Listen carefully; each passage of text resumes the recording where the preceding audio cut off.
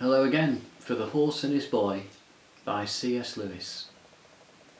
Last time we had chapter 14, which was How Bree Became a Wiser Horse, and that finished with "Are we near the castle?" said Bree to Cor. "Round the next bend," said the prince. "Well," said Bree, "I'm going to have a good roll now. It may be the last. Wait for me a minute." It was 5 minutes before he rose again, blowing hard and covered with bits of bracken. "Now I'm ready," he said, in a voice of profound gloom. "Lead on, Prince Cor, Narnia and the North."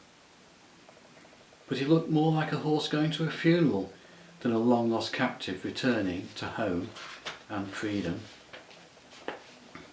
So now we have chapter 15, which is the final chapter of The Horse and His Boy by C.S. Lewis.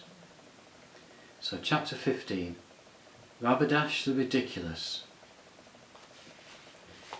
The next turn of the road brought them out from among the trees, and there across green lawns, sheltered from the north wind by the high wooded ridge at its back, they saw the castle of Anvard. It was very old and built of a warm reddish-brown stone. Before they had reached the gate, King Loon came out to meet them, not looking at all like Aravis's idea of a king, wearing the oldest of old clothes, for he had just come from making a round of the kennels with his huntsman, and had only stopped for a moment to wash his doggy hands. But the bow with which he greeted Aravis as he took her hand would have been stately enough for an emperor. "Little lady," he said, "we bid you very heartily welcome. If my dear wife were still alive, we could make you better cheer, but could not do it with a better will. And I am sorry that you have had misfortunes and been driven from your father's house, which cannot but be a grief to you. My son Cor has told me all about your adventures and your valour." "It was he who did all that, sir," said Aravis. "Why, he rushed at a lion to save me." "Eh? What's that?" said King Loon, his face brightening. "I haven't heard that part of the story." Then Aravis told it. And Cor, who had very much wanted the story to be known, though he felt he couldn't tell it himself, didn't enjoy it so much as he had expected, and indeed felt rather foolish. But his father enjoyed it very much indeed, and in the course of the next few weeks told it to so many people that Cor wished it had never happened. Then the king turned to Hwin and Bree, and was just as polite to them as to Aravis, and asked them a lot of questions about their families and where they had lived in Narnia before they had been captured. The horses were rather tongue-tied, for they weren't yet used to being talked to as equals by humans. Grown-up humans, that is. They didn't mind Aravis and Cor. Presently Queen Lucy came out from the castle and joined them, and King Loon said to Aravis, "My dear, here is a loving friend of our house, and she has been seeing that your apartments are put to rights for you, better than I could have done it." "You'd like to come and see them, wouldn't you?" said Lucy, kissing Aravis. They liked each other at once, and soon went away talking about Aravis's bedroom and Aravis's boudoir, and about getting clothes for her, and all the sort of things girls do talk about on such an occasion. After lunch, which they had on the terrace, it was cold birds and cold game pie and wine and bread and cheese. King Loon ruffled up his brow and heaved a sigh and said, "Hey ho, we still have that sorry creature Rabadash on our hands. My friends, must needs resolve what to do with him." Lucy was sitting on the king's right and Aravis on his left. King Edmund sat at one end of the table, and the Lord Darren faced him at the other. Dar and Peridon and Cor and Corin were on the same side as the king. "Your Majesty would have a perfect right to strike off his head," said Peridon. "Such an assault as he made puts him on a level with assassins." "It is very true," said Edmund, "but even a traitor may mend." I have known one that did, and he looked very thoughtful. To kill this Rabadash would go near to raising war with the Tisroc, said Darien. A fig for the Tisroc, said King Loon. His strength is in numbers, and numbers will never cross that desert. But I have no stomach for killing men, even traitors, in cold blood. To have cut his throat in the battle would ease my heart mightily, but this is a different thing. By my counsel, said Lucy, your Majesty shall give him another trial. Let him go free on straight promise of fair dealing in the future. It may be that he will keep his word. Maybe Yates will grow honest, sister, said Edmund.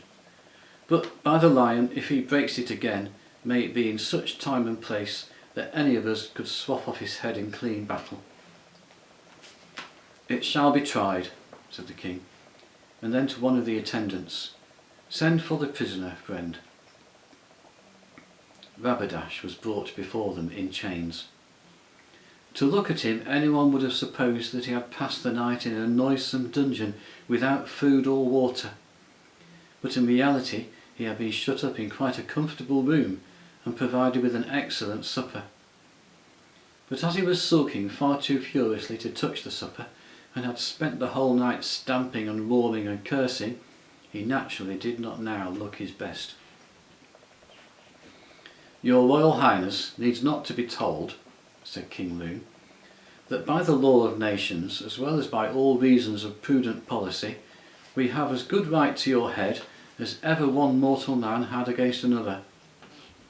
Nevertheless, in consideration of your youth and the ill nurture, devoid of all gentilesse and courtesy, with which you have doubtless had in the land of slaves and tyrants, we are disposed to set you free, unharmed, on these conditions. First, that— Curse you for a barbarian dog, spluttered Rabadash. Do you think I will even hear your conditions? For you talk very largely of nurture, and I know not what. It's easy to a man in chains, ha? Take off these vile bonds, give me a sword, and let any of you who dares then debate with me. Nearly all the lords sprang to their feet, and Corin shouted, Father, can I box him, please?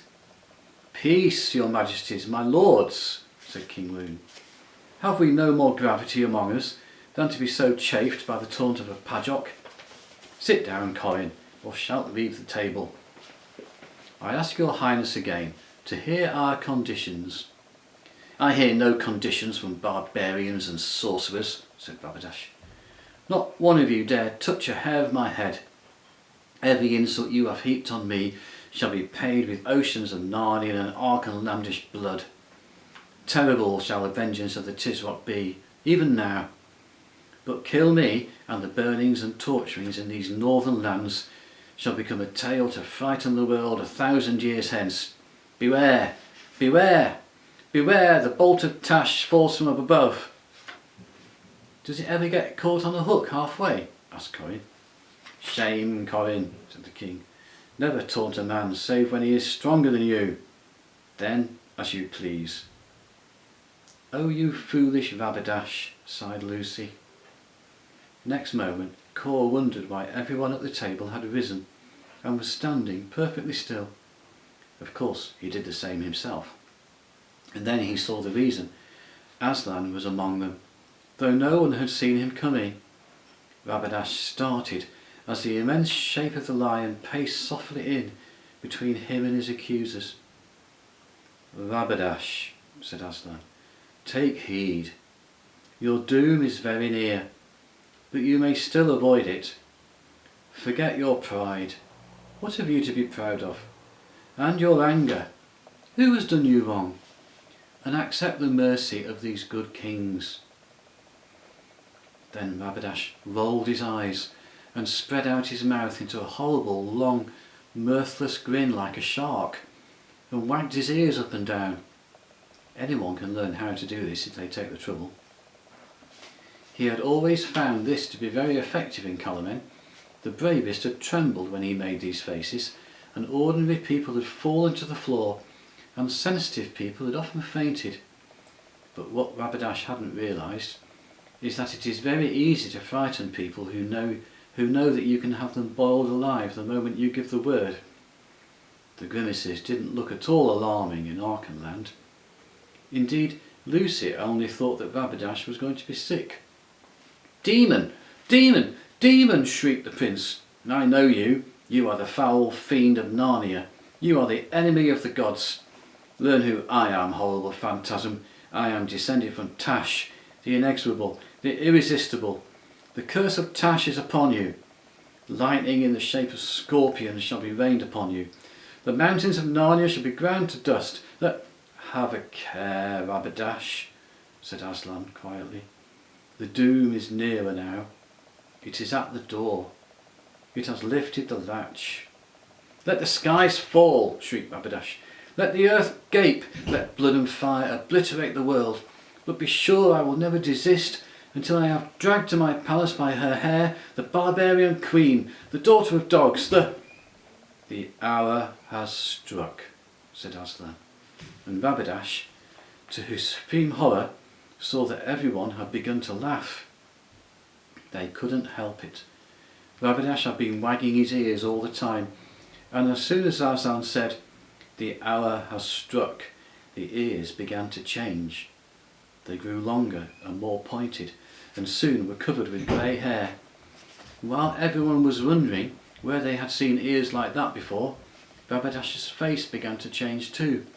It grew longer and thicker at the top, and larger-eyed, and the nose sank back into the face, or else the face swelled out and became all nose, and there was hair all over it, and his arms grew longer and came down in front of him until his hands were resting on the ground. Only they weren't hands, they were hooves. And he was standing on all fours, and his clothes disappeared, and everyone laughed louder and louder because they couldn't help it. For now what had been Rabadash was simply and unmistakably a donkey. The terrible thing was that his human speech lasted just a moment longer than his human shape, so that when he realised the change that was coming over him, he screamed out, "Oh, not a donkey! Mercy! If it were even a horse! Even a horse! Ee-ah, ooh-ah!" And so the words died away into a donkey's bray. And there's a picture of Rabadash the donkey.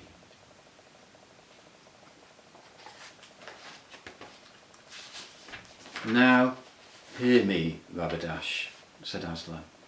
"Justice shall be mixed with mercy. You shall not always be an ass." At this, of course, the donkey twitched its ears forward, and that also was so funny that everybody laughed all the more. They tried not to, but they tried in vain.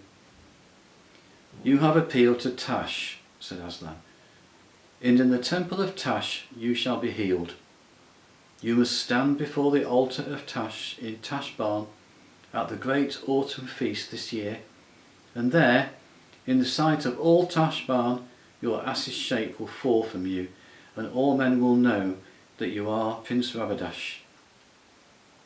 But as long as you live, if you ever go more than 10 miles away from the great temple in Tash Barn, you shall instantly become again as you are now, and from that second change there will be no return."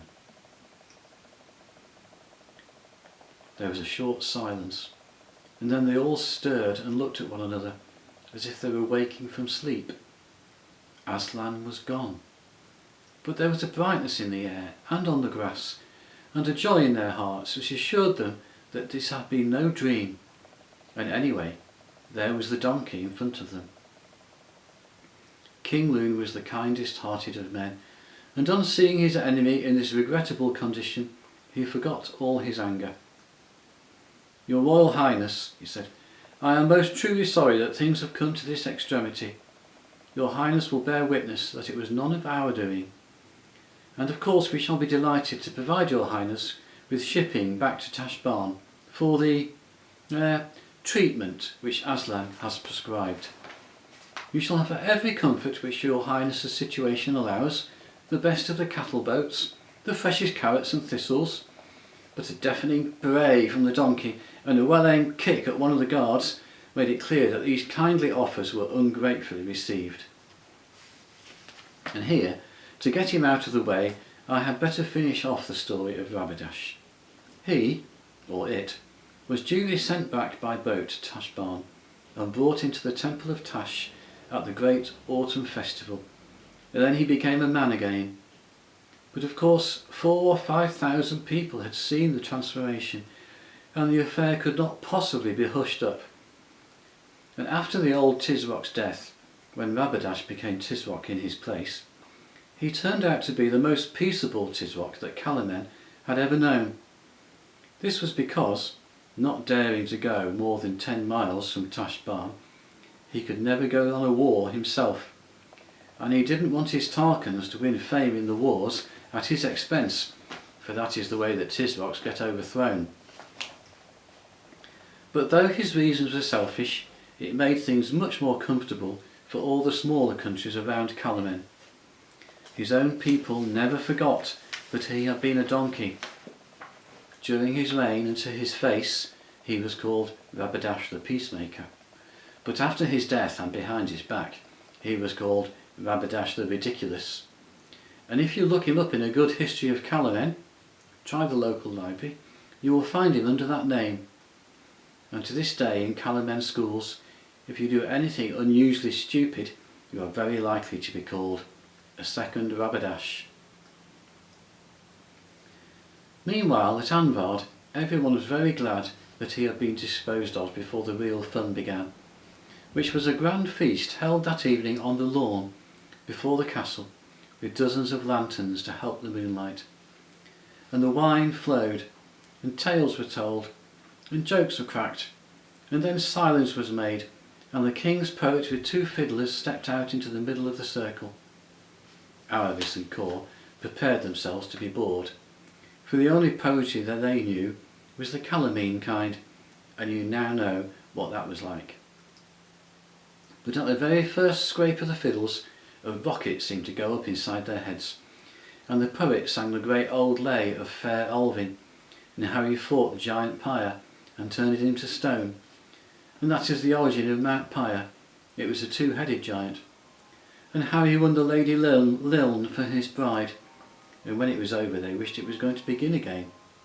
And though Bree couldn't sing, he told the story of the fight at Zalindra, and Lucy told again. They had all, except Aravis and Kor, heard it many times, but they all wanted to hear it again. The tale of the wardrobe, and how she and King Edmund and Queen Susan and Peter the High King had first come into Narnia. And presently, as was certain to happen sooner or later, King Loon said it was time for young people to be in bed. And tomorrow, Kor, he added, you shalt come over all the castle with me and see the estuaries and mark all its strength and weakness, for it will be thine to guard when I am gone. But Corin will be the king then, father, said Kor. Nay, lad, said King Loon, thou art my heir. The crown comes to thee. But I don't want it, said Kor. I'd far rather. 'Tis no question what thou wantest, Kor, nor I either. 'Tis in the course of law. But we're twins. We must be the same age. Nay, said the king with a laugh. One must come first.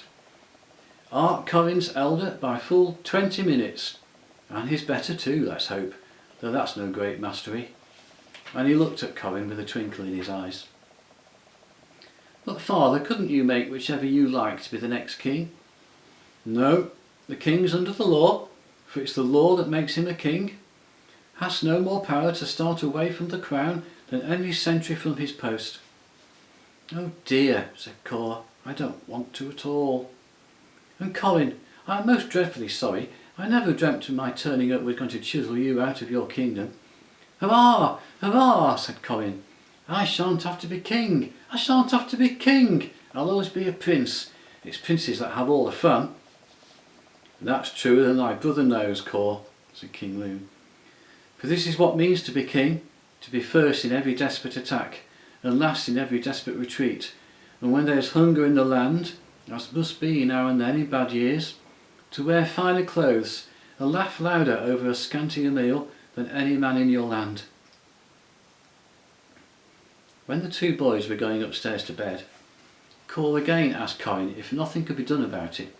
Corin said, "If you say another word about it, I'll knock you down."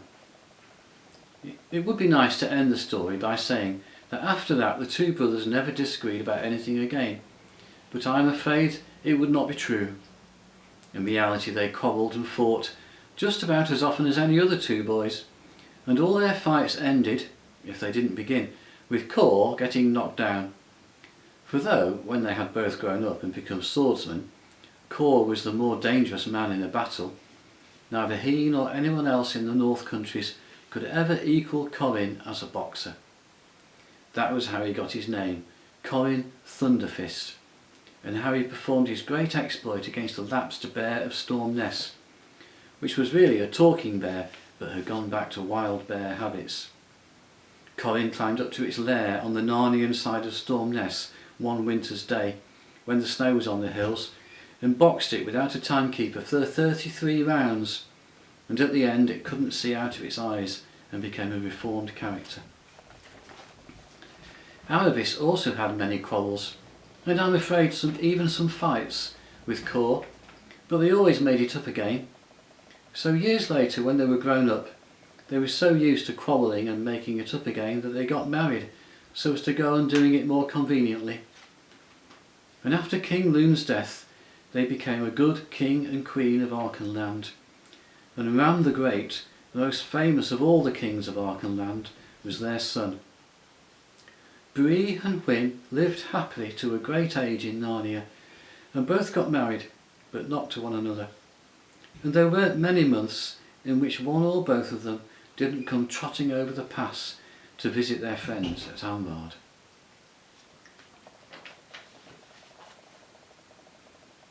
And that is the end of The Horse and His Boy by C.S. Lewis.